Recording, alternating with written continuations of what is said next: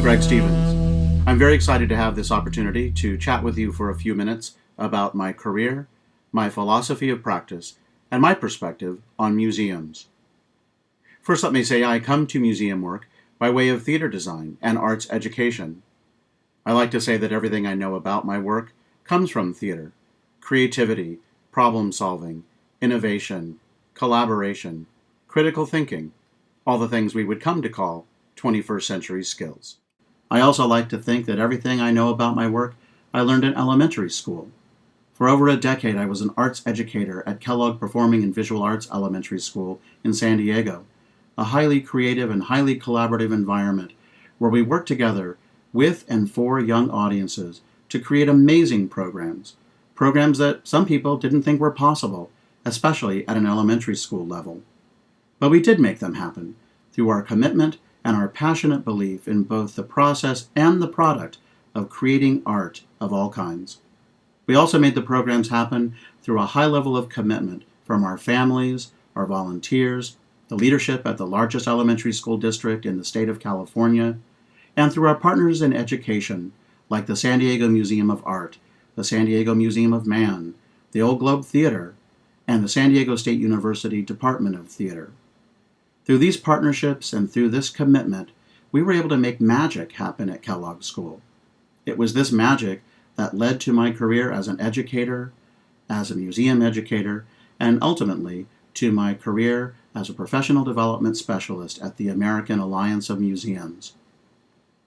Our audience research and evaluation colleague, Randy Korn, often talks about intentionality and impact. Our work at Kellogg School had a real impact on those students, but it also had an impact, a lasting impact on generations of students, their families, and the community. It was this impact, this learning by individuals, communities, and families that led me to the museum field by way of the Museum Education Program at the George Washington University.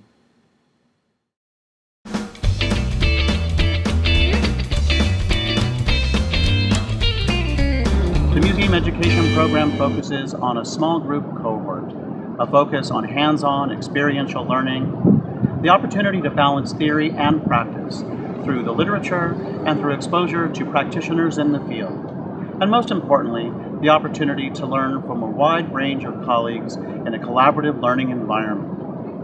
One of the things I most value about my experience at the Museum Education Program is the focus on the visitor-centered museum experience, that intersection of the institution, the content, and the visitor's meaning-making. Another thing I value about the Museum Education Program is its focus on being a reflective practitioner, the idea of learning through success and failure.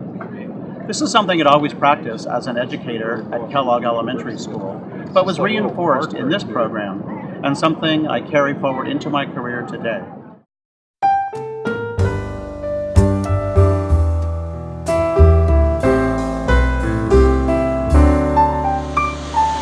We're here at the FDR Memorial, one of my favorite places in Washington, D.C. I love this place because I love history, but I also love this memorial because it's a beautiful contemplative place, a place where I can make personal meaning in connection with something that's so significant in our nation's history. I also think of this place in the context of imaginative education and Lev Vygotsky. The FDR Memorial is story structuring in action.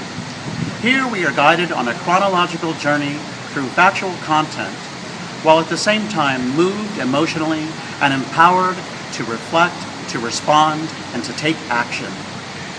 Here we are helped in forming images from words and words from images. Here are powerfully memorable moments that elicit an emotional response, which is the hallmark of good storytelling. Museums and museum educators have the power to tell these kinds of stories that help our visitors create personal meaning from their experiences. We're here on the National Mall, which is home to some of the world's most amazing museums, including several of the Smithsonian museums, the National Gallery of Art, and of course many of the famous monuments in Washington, D.C., including the U.S. Capitol Building, the Washington Monument, and the Lincoln Memorial. The National Mall is also home to several community festivals every year, including the Smithsonian Folklife Festival, the Black Family Reunion, this festival, 1 Million Bones, and frequently the place where the National AIDS Memorial Quilt is displayed.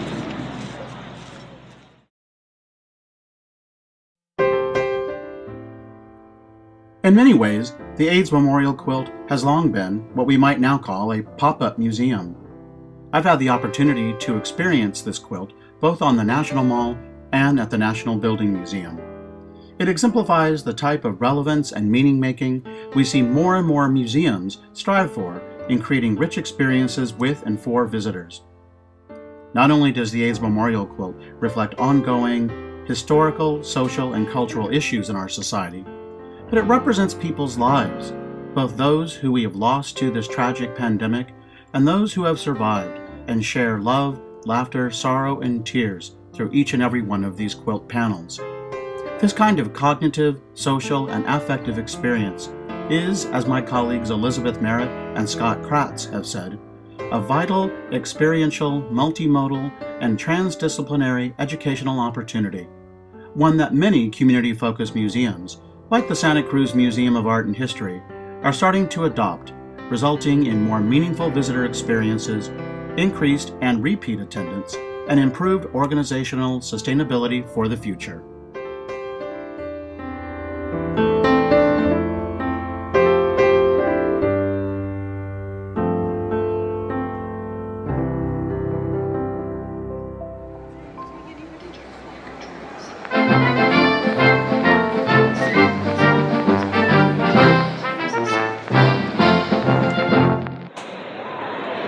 We're here at the Smithsonian National Air and Space Museum, one of the world's most visited museums.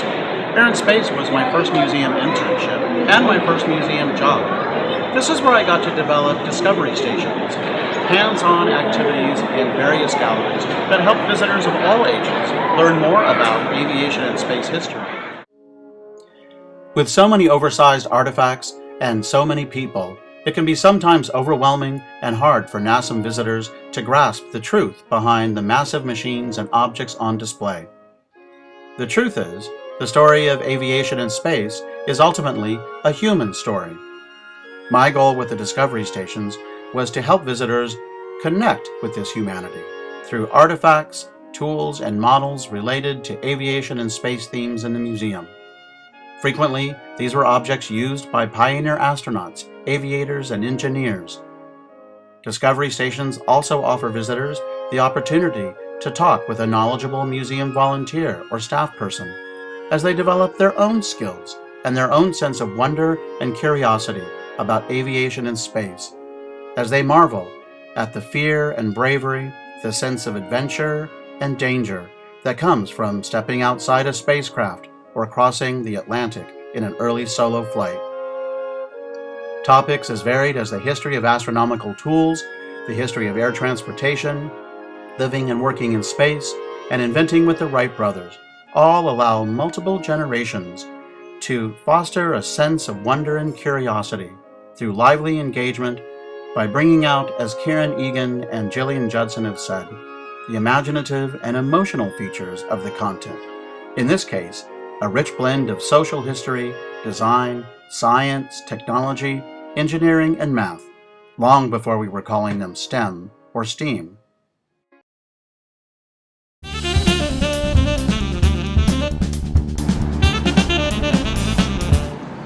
Here at the National Building Museum, I taught hundreds of classes to school and scout groups on the built environment.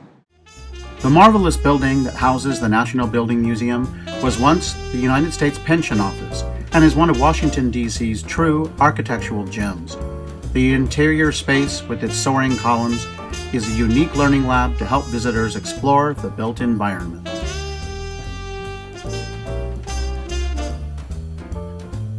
In the highly successful and time-tested Bridge Basics program, students learn about the different structures and uses of various bridge types.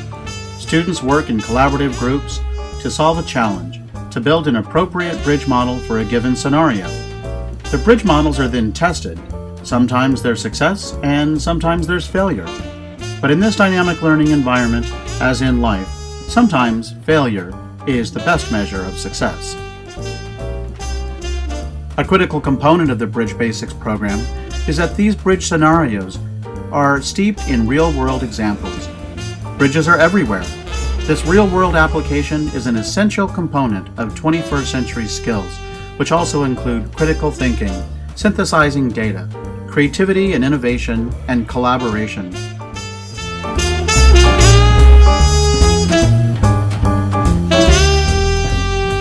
All the experiences I've been describing so far have helped set the stage for my work in professional development at the American Alliance of Museums. So I'd like to spend a moment talking with you about my philosophy of practice. My work is focused on helping individual practitioners be better at what they do, whatever it is in the museum field, so that those individuals can strengthen their institution's ability to do what it does, to build community, to foster communities of practice, and to bring the field together, speaking with one voice about why museums are essential. Museums have a tremendous opportunity, and I would say a tremendous obligation, to position themselves as key, vital, informal education systems as equal players on the learning landscape. Also important will be how we address the development of 21st century skills in our colleagues in the museum field and in our visitors.